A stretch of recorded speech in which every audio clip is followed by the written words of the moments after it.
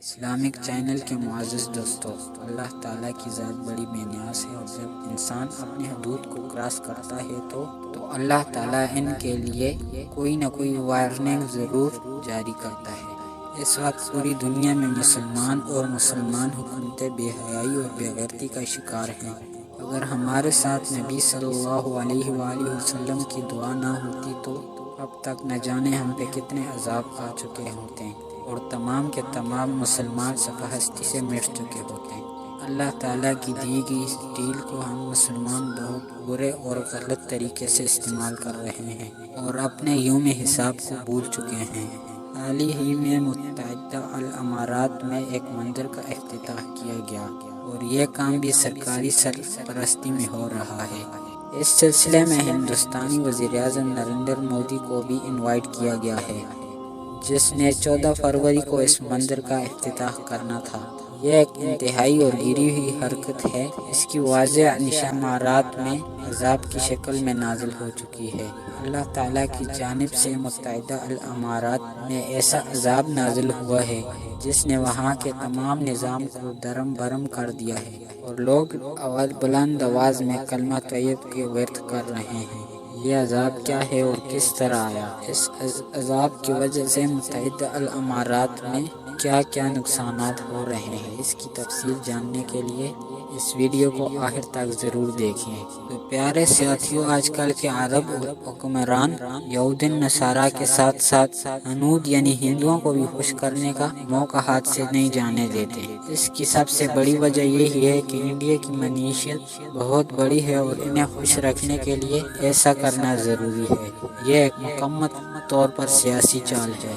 اس کے باوجود قرآن کلیم اور اسلامی تعلیمات کے شریعت خلاف ورزی پوری شدت سے جاری ہے۔ اس سے پہلے بھی UAE میں پہلے 2-3 مندر بنانے کی اجازت سرعام دی گئی تھی اور ان کا افتتاح بھی سرکاری سرپرستی میں کیا گیا ہے۔ اس بار تو بہت بڑا مندر جو ابوظہبی میں تعمیر کیا گیا، اس کا افتتاح ہوا پورا اسٹیٹ پروٹوکول کے ساتھ۔ انڈین وزیر اعظم نریندر مودی کو اس کے افتتاح کے لیے بلایا گیا۔ یہ سب کرتے ہوئے عرب حکمران یہ بھول گئے ہیں کہ یہ وہی نریندر مودی ہے جس نے 2002 میں گجرات میں مسلمان کو قتل عام کیا تھا اور ہزاروں کی تعداد میں نہ کہ صرف شہید کروایا بلکہ ان کے گھر بھی جلا ڈالے تھے۔ یہ شخص ایک انتہائی متشدد سوچ کا ہندو ہے جو پوری دنیا پہ ہندو راج کا خواب دیکھتا ہے۔ اس وقت بھی نریندر مودی دوسری بار بھی انڈیا کا وزیر اعظم ہے اور تیسری مرتبہ بھی یہ وزیر اعظم بننے کے سپنے دیکھ رہا ہے۔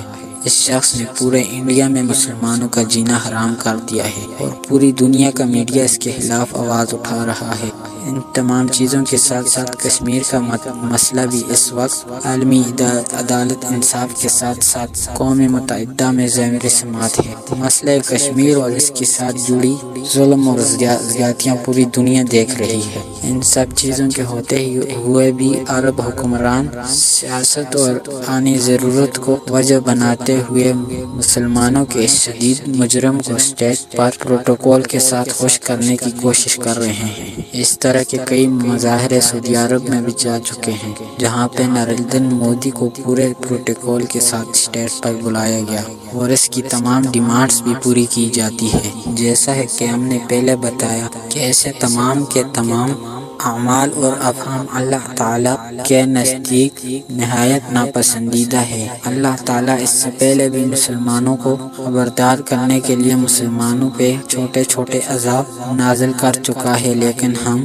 ان سے سبق سیکھنے کو بالکل تیار نہیں ہیں۔ حال ہی میں متحدہ الامارات کی 5 ریاستوں میں سے 4 ریاستیں اس وقت شدید عذاب الہی کا شکار ہیں، جہاں پہ بے حد تباہی ہو چکی ہے۔ ناظرین اکرام، گزشتہ کئی روز سے متحدہ الامارات کی 5 ریاستوں میں شدید طوفان اور بارشوں کے ساتھ ساتھ اولوں کا طوفان نازل ہو رہا ہے، اور یہ اولے کوئی عام اولے نہیں ہیں۔ ان اولوں کا سائز ایک گوئل کے برابر ریکارڈ کیا گیا ہے، یعنی ایک چھوٹے پتھر اتنا۔ ایک پتھر کتنی طاقت سے آسمان سے گر کر زمین پر آتا ہے، یہ کسی بھی چیز کا ستیہ ناش کر سکتا ہے، آپ خود اندازہ کر سکتے ہیں۔ صرف یہی نہیں بلکہ جو طوفان پچھلے 4-5 روز سے جاری ہے اور دبئی کی 5 میں سے 4 بڑی ریاستیں ابوظہبی، راس الخیمہ، شارجہ اور فجیرہ مکمل طور پر سیلابی پانی اور اولوں کے ڈھیر ہونے والے نقصانات سے گھٹنوں ڈوب چکی ہیں۔ آپ اسکرین پہ چلتی ویڈیو میں دیکھ سکتے ہیں کہ وہاں پہ اولوں اور بارش کے اس طوفان میں کیا تباہی مچائی ہے۔ آپ ذرا اسکرین پہ چلتے ہوئے پاکستانی اس بھائی کا یہ ویڈیو کلپ دیکھیں اور اندازہ لگائیں کہ وہاں پہ اس بڑے طوفان لوگوں کا کس حد تک نقصان ہوا ہے۔ جدید ترین گاڑیوں کے مضبوط شیشے ٹوٹ چکے ہیں، اور صرف شیشے ہی نہیں ٹوٹے بلکہ گاڑیوں کا پیٹ تک اتر گیا ہے۔ آپ اس ویڈیو میں دیکھیں کہ دبئی جیسے صحرائی علاقے میں کس طرح سیلابی صورتحال پیدا ہو چکی ہے اور گاڑیاں پانی میں ڈوبی ہوئی ہیں۔ یہ سب کی سب تباہی اللہ رب العزت کی طرف سے ایک وارننگ ہے کہ ہم انسان کتنی بھی کوشش کیوں نہ کریں، اللہ تعالیٰ کی قدرت پر غالب نہیں آ سکتے۔ اللہ تعالیٰ کی قدرت اور طاقت ہمیشہ غالب ہے اور غالب رہے گی۔ ہمیں اس چیز کا اعداد جتنا جلد ہو جائے اتنے ہی ہم انسانوں کے حق میں بہتر ہے، کیونکہ ہم اللہ کے ساتھ پنگا تو بالکل بھی نہیں لے سکتے۔ اس وقت دبئی اور اس کے آس پاس کے علاقوں میں ہنگامی ایمرجنسی نافذ کر دی گئی ہے اور تیزی سے ریسکیو کی کارروائیاں جاری ہیں۔ البتہ ہمیں اب بھی پورا یقین ہے کہ اس سارے سہانے سے بھی وہاں کے ارباب احتیاط کسی قسم کا کوئی سبق نہیں سیکھیں گے اور یوں ہی اللہ تعالیٰ کے عذاب کو دعوت دیتے رہیں گے، اور ہم مسلمانوں کی یہ حالت اسی وجہ سے ہے۔ اللہ رب العزت اور نبی کریم صلی اللہ علیہ وسلم کے سکھائے ہوئے دین سے منہ پھیر لیا ہے اور اپنے ذاتی مقصد کے لیے دوڑنا شروع کر دیا ہے۔ دین کو مکمل سیکھنے میں ہی ہماری بھلائی ہے اور یہ ہم بھول چکے ہیں۔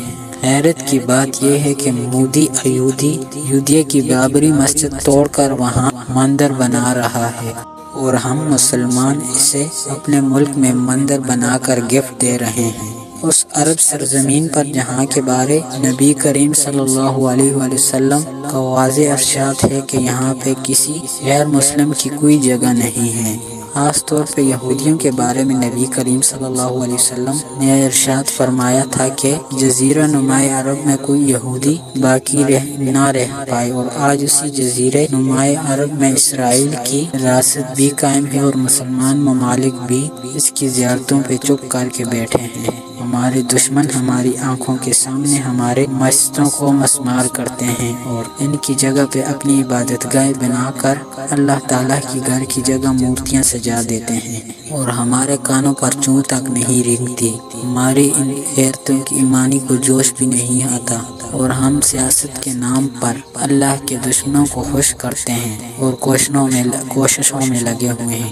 اللہ نے قریب میں واضح ارشاد فرمایا، یہ مشرکین کبھی بھی تم مسلمانوں کے دوست نہیں ہو سکتے، بلکہ یہ ہمیشہ دوستی کا چانسہ دیتے ہیں اور پیٹھ پیچھے وار کرتے ہیں۔ اس وقت انڈیا اپنا اثر رسوخ عرب امارات میں بہت حد تک پھیلا چکا ہے۔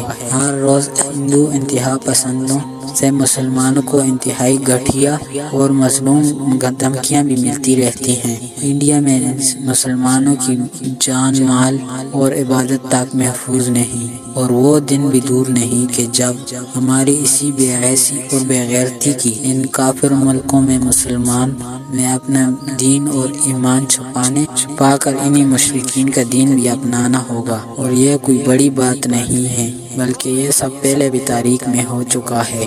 جب اندلس پر قبضہ ہوا تو وہاں پہ رہنے والے مسلمانوں کو جان بچانے کے لیے عیسائی مذہب میں آنا پڑا تھا۔ ہماری وہ یادیں اندلس میں آج بھی ہماری بربادیوں کا نوح بن کر موجود ہیں۔ اس کے باوجود ہم تاریخ سے کوئی سبق نہیں سیکھتے، اور تاریخ سے سبق سیکھنا بھی کیوں ہے جب ہمارے دین میں واضح احکامات موجود ہیں۔ اللہ کریم سے دعا ہے کہ وہ ہم مسلمانوں کو غیرت ایمانی عطا فرمائے اور ہم اللہ رب العزت کے اس دین کے اس معنوں میں بردار بن سکیں۔ آمین ثم آمین۔